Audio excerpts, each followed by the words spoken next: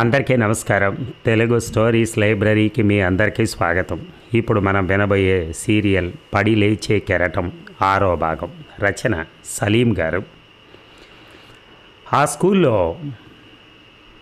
6-7 తరగతులు రెల్లుగడ్డి కప్పిన పూరి పాకల్లోనే నిర్వహిస్తారు. విద్యార్థులు కూర్చోడానికి బల్లలు కూడా ఉండవు. కింద కూర్చునే పాఠాలు వినాలి. ఎటొచ్చి త్రోవగుంటలోని బళ్ళోలాగా మట్టి నేల కాదు, నాపరాళ్ళు పరిచిన గచ్చు నేల. ఊళ్ళోని బళ్ళో సాగర్ ఎదుర్కొన్న సమస్య కింద కూర్చుని లేవటం. అదే సమస్య ఇక్కడ కూడా ఎదురైంది. చేసిన హోంవర్క్ మాస్టర్కి చూపించాల్సి వస్తే సాగర్ నోట్ పుస్తకాన్ని కూడా శ్రీరామే తీసుకెళ్లి చూపిస్తున్నాడు. సాగర్ని స్కూల్కి తీసుకెళ్లడం కోసం కోటయ్య తన పెద్ద కొడుక్కి సైకిల్ కొనిచ్చాడు. రోజు ప్రసాద్ తమ్ముణ్ణి సైకిల్ మీద వెనక సీట్లో కూర్చోబెట్టుకుని ఒంగోలు వెళుతున్నాడు. రాజ్యం ఇద్దరు పిల్లలకు సరిపడేలా క్యారేజీ కట్టిస్తోంది. స్కూల్ ఆవరణలో పిల్లలు భోజనానికి చేయడానికి వసతి లేదు, మంచినీళ్ల సౌకర్యం కూడా లేదు. అందుకే పల్లెటూర్ల నుంచి వచ్చిన పిల్లలు రంగారాయుడు చెరువు గట్టును కూర్చుని అన్నాలు తింటారు. ఆ చెరువు నీళ్లు కొబ్బరి నీళ్ళలా తీయగా ఉంటాయి. ప్రసాదే తమ్ముణ్ణి మెట్ల మీద చేపట్టుకుని లోపలికి తీసుకెళ్లి చేతులు కడిగిస్తున్నాడు. క్యారేజీ కడిగి మళ్ళా తమ్ముణ్ణి సైకిల్ మీద కూర్చోబెట్టుకుని స్కూల్కు పిలుచుకెళ్తున్నాడు. క్యారేజీ కడిగినప్పుడు నీళ్లలో జారే మెతుకులు తినడం కోసం చిన్న చిన్న చేపలు గుంపుగా వస్తుంటాయి. అవి తమ బుజ్జి నోటిని తెరిచి మెతుకులు తింటూ ఉంటే చూడటం సాగర్కి చాలా ఇష్టం. చదువులో సాగర్కి సంధ్యారాణి గట్టి పోటీ ఇవ్వసాగింది. నెలకోసారి పెట్టే పరీక్షల్లో ఒకసారి సాగర్కి ఫస్ట్ ర్యాంక్ వస్తే మరోసారి సంధ్యారాణి దాన్ని కైవసం చేసుకుంటోంది. 6వ తరగతి వార్షిక పరీక్షలకు ముందిచ్చిన ప్రోగ్రెస్ రిపోర్ట్లో ఎర్ర సిరాతో రాసిన ర్యాంకులు చూశాక సాగర్కి పట్టుదల పెరిగింది. ఫస్ట్ ర్యాంక్, సెకండ్ ర్యాంకు మార్చి ఉన్నాయి. ఇక నుంచి ప్రతిసారి తనకే ఫస్ట్ ర్యాంక్ రావాలని, 2వ స్థానానికి అన్నడూ దిగజారకూడదని బలంగా నిర్ణయించుకున్నాడు. 7వ తరగతిలో అతనికి అన్నీ ఫస్ట్ ర్యాంకులే వచ్చాయి. ఓ రోజు పల్లెవాసం మంచిదా పట్నవాసం మంచిదా అనే అంశం మీద డిబేట్ పోటీ జరిగింది. సంధ్యారాణి పట్నవాసం మంచిదని మాట్లాడింది. సాగర్కి తనకు పల్లెటూరు గుర్తొచ్చింది. అక్కడ పచ్చని పంట పొలాలు, అందమైన చెరువు, అందులో కనువిందు చేస్తూ తామర పూలు, ప్రశాంతమైన పల్లె ప్రజల జీవితం అన్నీ గుర్తొచ్చాయి. లేచి నిలబడి పల్లెటూరులోని సౌందర్యాన్నంతా మాటల్లో ఆవిష్కరించాడు. అతనికే ఫస్ట్ ప్రైజ్ వచ్చింది. చదువులోనే కాక డిబేట్ పోటీలో కూడా ప్రథమ స్థానంలో నిలబడినందుకు అతనిలో ఆత్మవిశ్వాసం మరింత పెరిగింది. ఆ పోటీలోనే కాక ప్రతి పోటీలో గెలుపొందాలన్న పట్టుదల పెరిగింది. ఆ డిబేట్ పోటీలో సాధించిన చిన్న విజయం రాబోయే జీవితాన్ని మలుపు తిప్పేంతగా అతన్ని ప్రభావితం చేసింది. సాగర్ 7వ తరగతి పాస్ అయి 8వ తరగతిలో చేరాడు. ప్రసాద్ ఎస్ఎల్సి తప్పాడు. సాగర్ తన ప్రతిభకు మరింత మెరుగు పెట్టుకోసాగాడు. వ్యాసరచన పోటీ, వక్తృత్వం, చిత్రలేఖనం, పద్యపఠనం ఒకటేమిటి అన్ని రంగాల్లో తన సత్తా నిరూపించుకున్నాడు. ఏ పోటీలో పాల్గొన్నా అతనిదే ప్రథమ స్థానం. తరగతి గదిలో మాస్టర్లు అతన్ని అందరి ముందు పొగుడుతూ ఉంటే ఉప్పొంగిపోతున్నాడు. పొగడ్త అతనికి టానిక్లా పనిచేయసాగింది. మరింత పొగిడించుకోవాలన్న కోరిక, దానికోసం మరింత శ్రమ, మరింత సానబెట్టుకునే ప్రయత్నం. తనకున్న శారీరక లోపాన్ని మర్చిపోవాలి అంటే చదువులోనూ ఇతర రంగాల్లోనూ రాణించడం ఒక్కటే మార్గమని అతనికి అర్థమైంది. ఎటొచ్చి అతన్ని పొగిడేవాళ్ళు కూడా తన అవిటితనాన్ని ఎందుకు ప్రస్తావిస్తారో అతనికి అర్థం ఏది కాదు. అతను చదువులోనో ఏదైనా పోటీలోనో ప్రథముడుగా వచ్చినప్పుడల్లా టీచర్లు మిగతా విద్యార్థులను ఉద్దేశించి సాగర్ని చూసి బుద్ధి తెచ్చుకోండిరా, ఒక పేద కుటుంబం నుంచి వచ్చిన పల్లెటూరి కుర్రాడు ఎలా తన సత్తా చాటుతున్నాడో చూశారా అన్నప్పుడు పొంగిపోయేవాడు. వాళ్ళు దాన్ని కొనసాగిస్తూ అవిటివాడైనా ఎంత కష్టపడి స్కూల్కి వస్తున్నాడో గమనించారా, ఒక్కరోజైనా ఆబ్సెంట్ అయ్యాడా, ఎంత బుద్ధిగా చదువుకుంటున్నాడో చూడండిరా అన్నప్పుడు కుంగిపోయేవాడు. అతనికి మామూలుగా తన అవిటివాడన్న విషయం గుర్తుండేది కాదు. నడుస్తున్నప్పుడు పాదాల్లో రాళ్ళు గుచ్చుకున్నప్పుడో, నడుస్తూ పడిపోయినప్పుడో మాత్రమే గుర్తొచ్చేది. దాంతోపాటు ఎవరైనా జాలి పడినప్పుడు కూడా. ఎవరైనా తన కాళ్ళ వైపు జాలిగా చూసినా, జాలి పడుతూ మాట్లాడినా గుండెల్లో ముళ్ళు గుచ్చుకున్నంత బాధగా ఉంటుంది. ఎందుకు మనుషులు అదే విషయాన్ని పదే పదే గుర్తు చేస్తారో అర్థమయ్యేది కాదు. వాళ్ళ ఉద్దేశం అతన్ని గాయపరచడం మాత్రం కాదని తెలుసు, కానీ ఆ మాటలు అతన్ని గాయపరచకుండా వదిలేవి కావు. 8వ తరగతిలో అతనికి ఎదురైన మరో ఇబ్బంది క్రాఫ్ట్ క్లాస్. అక్కడ 1 గంట నవారు నేయాలి. నవారు అల్లటానికి కాళ్లతో ఆ యంత్రాన్ని తొక్కుతూ ఉండాలి. సాగర్కి ఆ క్లాస్కు వెళ్ళక తప్పేది కాదు. మిగతా విద్యార్థులు నవారు అల్లుతుంటే వాళ్ళని చూస్తూ కూర్చున్నంతసేపు తన అవిటితనం గుర్తొచ్చి గుండెల్లో సలుపుతూనే ఉండేది. అదే సంవత్సరం కోటయ్య ఆర్థికంగా బాగా చితికిపోయాడు. 4 ఏళ్ల నుంచి పంటలు సరిగా పండటం లేదు. అప్పులు మిగులుతున్నాయి తప్ప అవి తీరే మార్గం కనిపించడం లేదు. ప్రతి ఏడాది అప్పు చేసి పంట వేయటం, దిగుబడి రాగానే గింజలు అమ్మి అప్పు తీర్చాలనుకోవటం, వర్షాభావం వల్లనో అధిక వర్షాల వల్లనో పురుగుల మందు పనిచేయక పంటకు పురుగు పట్టడం వల్లనో కారణం ఏమైతేనే పెట్టుబడిలో సగం కూడా చేతికి అందని పరిస్థితి. పిల్లల పరీక్షలు అయిపోయాయి. ప్రసాద్ ఈసారి ఎస్ఎల్సీ పాస్ అయ్యాడు. అతనికి శర్మ కాలేజీలో పీయూసీలో చేరాలని కోరికగా ఉంది. కానీ కోటయ్య పరిస్థితి అందుకు సానుకూలంగా లేదు. పిల్లల్ని చదువు మానేయమని చెప్పాలని నిర్ణయించుకున్నాడు. రాజ్యానికి దిగులుగా ఉంది. ఇంట్లో గింజలు నిండుకున్నాయి. పచారీ కొట్టుకెళ్ళి కొందామంటే చేతిలో చిల్లి కానీ లేదు. సెలవులు కాబట్టి పిల్లలు ఆటలు ఏవో ఆడుకుని అలసిపోయి ఆకలంటూ ఇంటికొస్తారు. ఏం చేయాలో పాలుపోవడం లేదు. ఎవరినైనా అప్పడుగుదామంటే అభిమానం అడ్డొస్తోంది. ఒకప్పుడు ఇంట్లో జొన్నలో సజ్జలో ఏడాది పొడుగాత గాదిలో నిలువుండేవి. ఇప్పుడు అవే గింజల కోసం మరొకరి ముందు చేయి చావటంతో సమానంలా అనిపిస్తోంది. ఎన్ని కష్టాలున్నా ఇన్నాళ్ళు సంసారాన్ని గుట్టుగా లాక్కొచ్చింది. ఇప్పుడు పిల్లల ఆకలి తీర్చడం కోసం భంగపడక తప్పదనిపిస్తోంది. మొహమాట పడుతూనే పక్కింటికి వెళ్ళి, వదిన ఓ సోలెడు జొన్నలుంటే అప్పుగా ఇస్తావా అని అడిగింది. మా ఇంట్లో కూడా జొన్నలు లేవు వదిన, సజ్జలున్నాయి. అవి కూడా తక్కువే ఉన్నాయి. ఓ గిద్దెడైతే ఇవ్వగలను, ఇమ్మంటావా అంది. అసలుకే లేవనకుండా సజ్జలైనా ఉన్నాయందుకు రాజ్యానికి ప్రాణం లేచి వచ్చింది. అవైనా పర్లేదు వదిన, ఇవ్వు అంది. మధ్యాహ్నం 12 కావస్తోంది. గిద్దెడు సజ్జల్లో సగం సజ్జలు ఉడికించి సజ్జ సంగటి చేసి పిల్లలిద్దరికీ పెట్టింది. ఆమెకి ఏమీ తినాలనిపించలేదు. మంచినీళ్ళు తాగి నడుము వాల్చింది.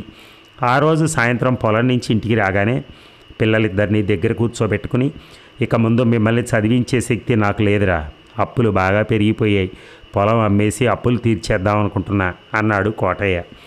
ప్రసాద్కి చదువు ఆపటం ఇష్టం లేకున్నా తండ్రి ఎదుర్కొంటున్న ఆర్థిక సమస్యల గురించి కొంతైనా తెలిసినవాడు కాబట్టి నీ ఇష్టం నాన్న, ఏదైనా పని చూసుకోనా అని అడిగాడు. రాజ్యం వెంటనే కలగజేసుకుని, ఇదేం మాటయ్యా, పిల్లల్ని చదివించకపోతే వాళ్ళు ఎలా బతుకుతారు? వాళ్ళ చదువులు మానిపించడానికి నేను ఒప్పుకోను. కలో గంజో తాగుదాం, వేరే వాళ్ళ పొలాల్లో కూలీ పనైనా చేద్దాం, కానీ పిల్లల్ని చదివిద్దామయ్యా అంది. ఆమెకు తన భర్త పడుతున్న ఆవేదన గురించి తెలుసు. పంట నష్టపోయిన ప్రతిసారి అతను పిల్లల దగ్గర ఆ విషయం ఎప్పుడూ ప్రస్తావించలేదు. వాళ్ళకి తెలియకుండానే జాగ్రత్త పడ్డాడు. కానీ రాజ్యానికి చెప్పుకుని బాధపడేవాడు. ఎవరెవరి దగ్గర ఎన్నెన్ని అప్పులు చేశాడో, ఎంత వడ్డీకి తెచ్చాడో, ఎంత కన్నీళ్లు కార్చాడో, ఎంత హింసపడ్డాడో అన్నీ రాజ్యానికి తెలుసు. కోటయ్య తన భార్య వైపు బాధగా చూశాడు. పిల్లలకి లేనిపోయిన ఆశలు కల్పించడం మంచిది కాదు రాజ్యం. తీరా ఏ ఫీజో కట్టలేని పరిస్థితిలో పిల్లలను కూడా పిల్లల ముందు అవమానాలకు గురి చేయటం కంటే చదువు మానిపించడమే మంచిది.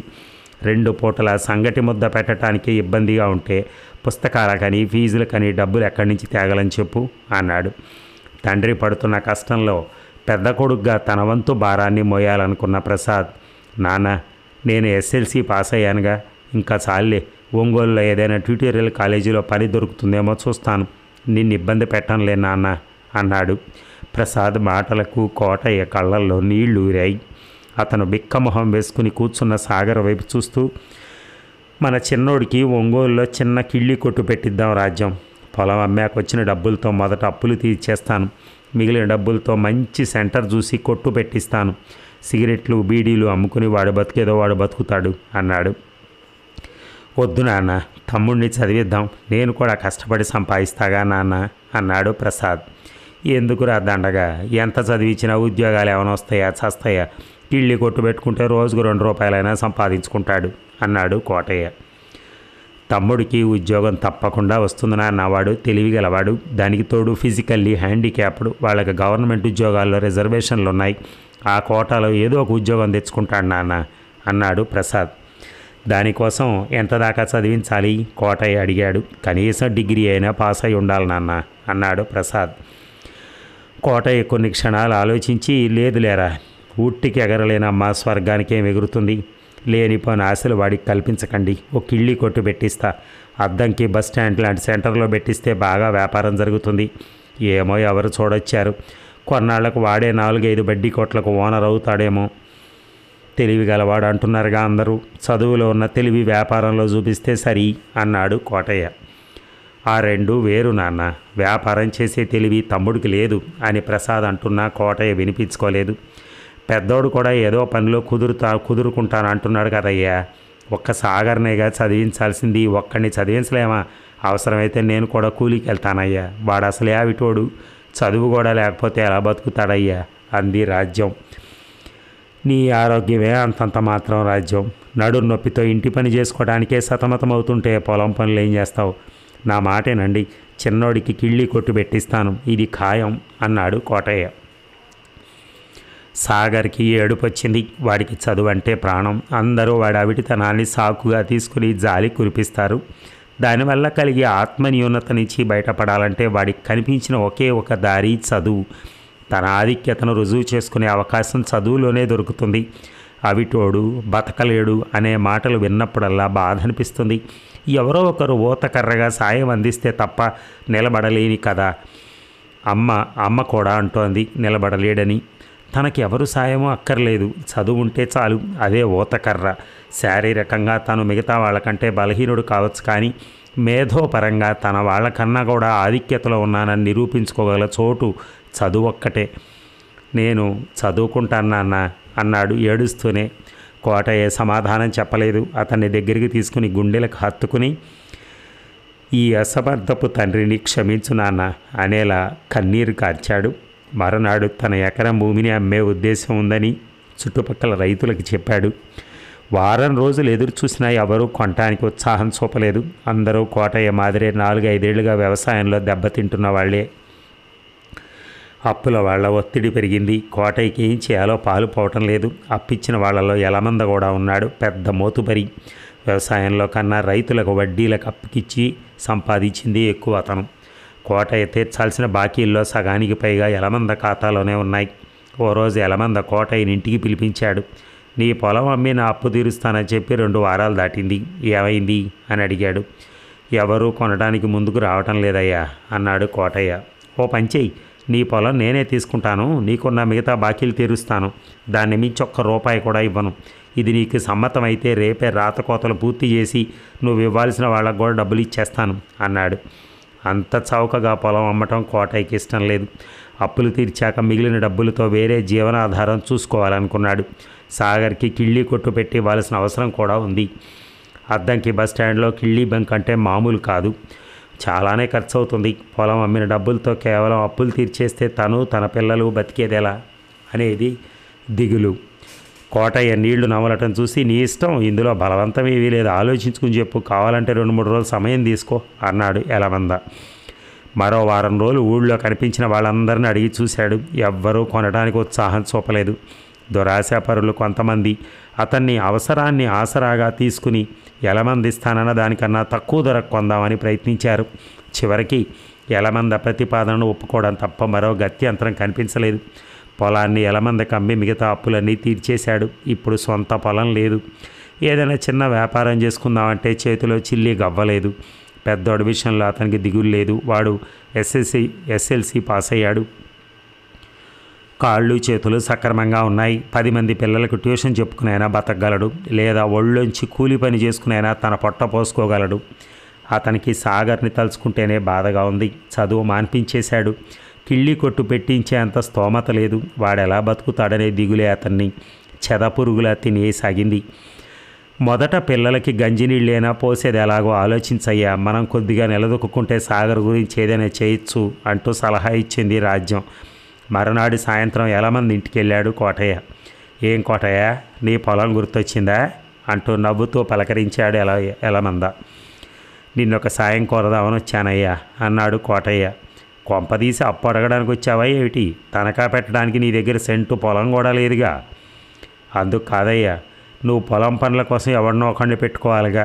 నా పొలంలో పనికి బయట వాళ్ళ బదులు నన్నే పెట్టుకో, అలవాటైన భూమి.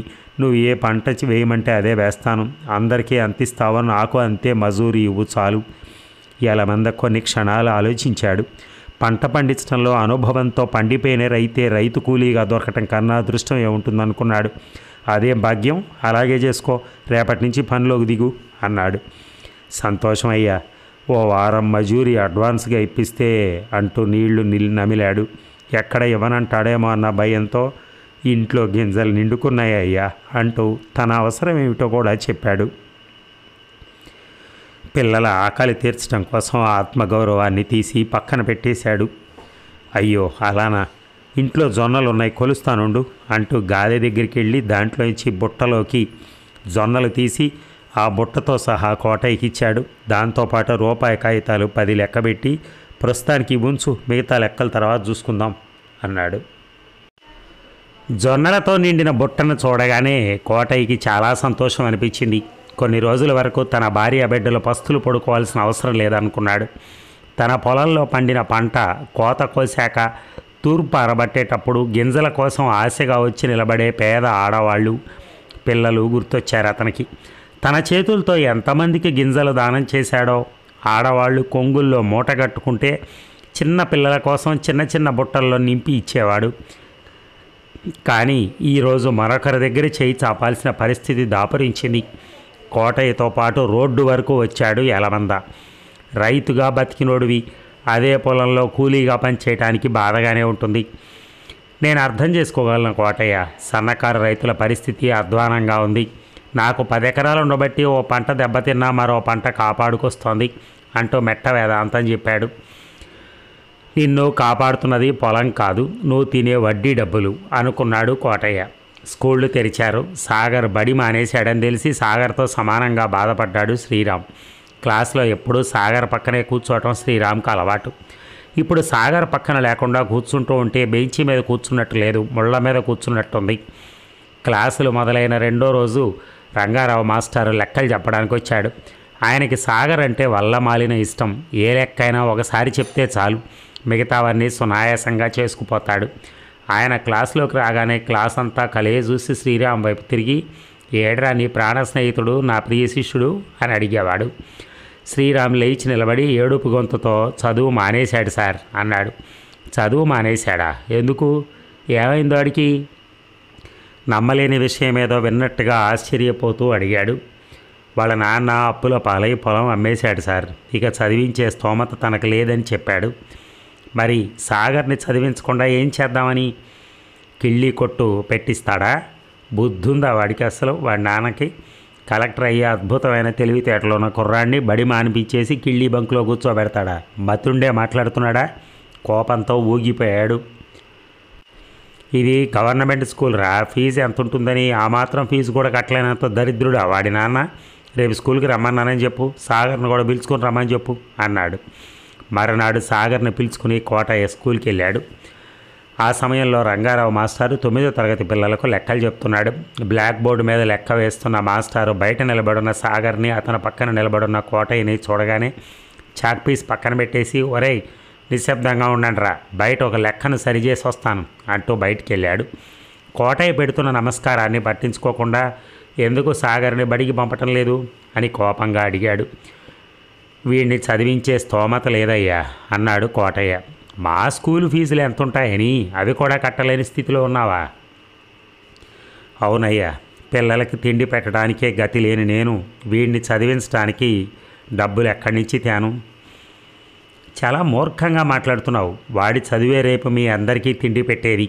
చాలా తెలివిగల కుర్రాడు. ఈ ఏడాది నుంచి SLC తీసేశారు. కనీసం 10వ తరగతి వరకైనా చదివించు. ఆ మార్కులతో పోస్టల్ డిపార్ట్మెంట్లో ఉద్యోగాలు ఇస్తారు. దానికి పరీక్షలు, ఇంటర్వ్యూలు లాంటివి ఏముండవు. నా మాటిను. ఆ ఉద్యోగం కూడా ఫిజికల్లీ హ్యాండిక్యాప్డ్ వాళ్ళకి ఇచ్చే రిజర్వేషన్ కిందే నాకు వస్తుందా సార్ అంటూ సాగర్ అడిగాడు. లేదురా, అది కేవలం మార్కులను బట్టే ఇస్తారు. 10th వచ్చిన మార్కులకి ఇంటర్ పాస్ అయితే 3, డిగ్రీ పాస్ అయితే 7 మార్కులు కలిపి అత్యధికంగా మార్కులు వచ్చిన వాళ్ళకి ఇస్తారు. గవర్నమెంట్ జాబు, హాయిగా కాలు మీద కాలేసుకుని పని చేసుకోవచ్చు. సాగర్కి ఆ క్షణమే పోస్టల్ ఉద్యోగం మీద ఇష్టం ఏర్పడింది. అది తన మీద జాలితో ఇచ్చేది కాదు, తనకొచ్చిన మార్కులను బట్టి ఇస్తారు. కోటయ్య ఏమీ మాట్లాడకపోవటం చూసి, సరే ఓ పని చేద్దాం, వీడి ఫీజులు నేను కడతాను, పుస్తకాలు నోట్బుక్లైనా కొనివ్వగలవా అన్నాడు. కోటయ్య చేతులు జోడించి, అలాగేనయ్యా, మీరు చెప్పినట్టే 10 వరకు చదివిస్తాను అన్నారు.